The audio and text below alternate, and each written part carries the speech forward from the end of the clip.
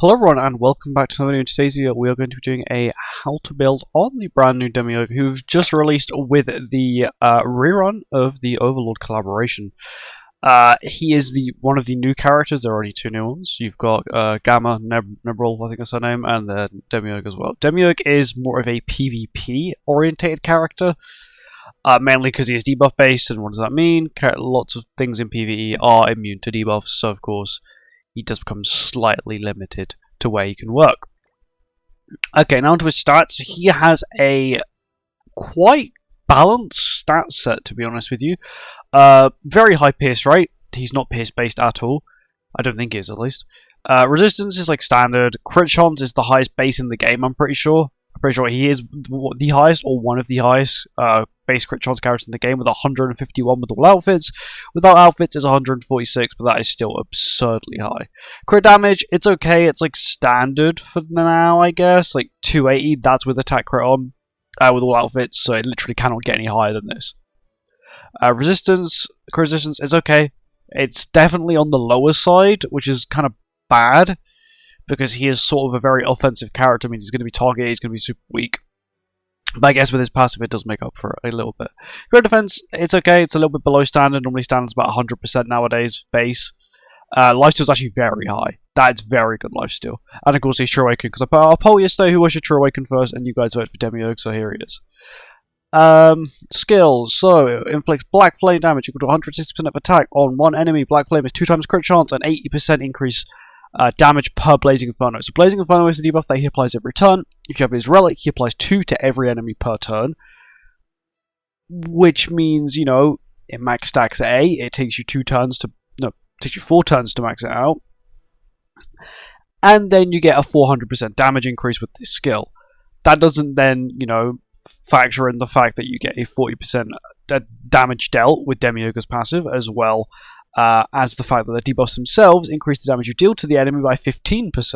So as you can see, this skill, if you max it out, you've maxed out his passive, you have a half-decent demon team on, you're attacking someone who's maybe got a 1, maybe 2 melee stacks, defense lower, you're going to send them to hell. So if it's a green character as well, oh my god, he does 50% extra damage to green characters. Multiplier is actually pretty standard. It's actually not too bad, to be honest. The skill was such a powerful effect, you think it'd be actually quite a low multiplier. 160 is quite high. Especially for a 2 times crit chance plus this insane damage boost, basically. 240 and then 400.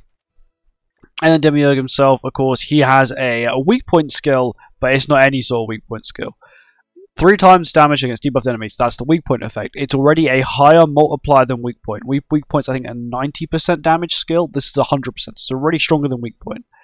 Damage dealt increased by 50% on enemies affected by mind control. That's part of his passive, we'll get into that in a second.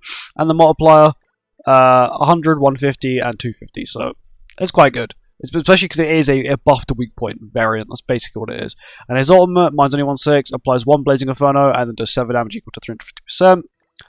A 2/6, you get the ignore crit defense and crit resistance, a part of his passive, and then a 6/6, you get 4 debuffs and the same effect as well. So of course, if you do want the ignore crit resistance and crit defense, you will need to get him 2/6. If not, doesn't really matter. To be honest, his ultimate, if you're going to get his ult off, either getting ults off in PvP is not really something a demon team really does, unless it's Gelder or Melee. 2 super powerful guarantee wipe ultimates. The only team that really does want to push ults is humans, which this guy completely counters, or unknown with like Thor or Albedo, people who have quite strong ults if they're quite high duped. And on to his passive, which is a paragraph. At the start of the bell, applies mind control, is applied on the enemies with the highest attack, and an enemy that has lower attack than the hero. Basically, anyone who has lower attack than him, so one target that has higher attack, and the rest that have lower attack will get this debuff. The hero is given the additional race of Demon. There you go, the first Demon collaboration character. Wow, it only took him ages. Each Demon ally participating in battle increase their basic stats by 5% and their damage taken decreased by 10%. What this means, pair it out with Gelder. Gelder gives herself 50% damage decrease taken, add another 30% on top of that, and Gelder is at the maximum damage reduction, basically. Because that's what it is, it's damage reduction. And the cap for damage reduction is 80%. Gelder with Demiurge on the team after 5 turns will have the max damage reduction of 80%. Which, think about it, Gelder's got a lot of health. you had all this basic stat boost and the damage, the damage reductions. Insane. At the start of the ally's turn, applies Blazing Inferno. Blazing Inferno is applied to all enemies for 2 turns, and the hero's damage dealt increased by 50% when attacking enemy with attribute advantage. That's what Blue Aaron had. Blue Big Aaron had when he came out, which is kind of cool. And then when an enemy uses a debuff attack skill, their max HP is decreased by 30%. Once again, he is 100% designed to go against humans. Guess who's green? Arthur, and basically the full human team. Guess who also has a debuff skill? Arthur. It's sort of, and guess who's also HP based? Arthur. And what does he do? Lower HP. He is, I think, meant to counter humans, because humans has sort of got this team where they're able to sort of just bite through anything. Any meta, they can just vaporize through it because they're HP based. I feel like now they've realized that. They're now trying to create characters that counteract this. It's absurdly high HP. Escanor is actually a counter towards humans team as well as being on humans team, because he does more damage based off the enemy's increased HP. And Mind Control is minus 30% damage dealt, and they cannot attack Demiurge. That target cannot attack Demiurge, which is okay. And then Blazing Inferno, damage taken increased by 15%, can stack up to 8 times. That's where it becomes absurd. Mix that with his relic. At the start of the ally's turn, applies Blazing Inferno on all enemies for 2 turns, and they have 2 stacks applying every turn. And this is where it gets a little bit broken. Then increases demon allies' damage dealt by 5% for each Blazing Inferno on the enemy, up to 40%. Yeah, so you can get 120% increased damage taken from his debuffs, plus he can give your entire team a 40% increased damage dealt, 15% basic stat boost, 30% damage reduction. He's kind of a jack of all trades. He is very good. My only thing is that you can definitely tell they tried balancing him with his defense-related stats, like standard crit resistance, standard resistance, low crit resistance, mediocre crit defense. Like, this is with all outfits. If you don't have all outfits, he's going to be squishy. But the CC-wise, 65k isn't bad. I'm pretty sure he's the second highest collaboration character in terms of CC in the entire game. Number 1 is still Vittoria, only by a tiny bit. He's also, I think, one of the highest base attack characters in the game as well, which means he's always going to be out attacking people. And that's why you sort of want to have attack crit on him. Mine's just regular attack crit, nothing. It's not the best gear ever, but it's half decent. I've engraved it. It's kind of worth it. He's kind of good.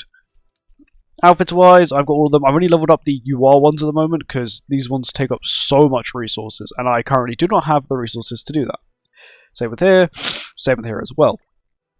His relic stats wise, they give quite a bit. I've not upgraded his relic. I probably won't, because the bird is like the most painful piece of content they've ever had in this entire game.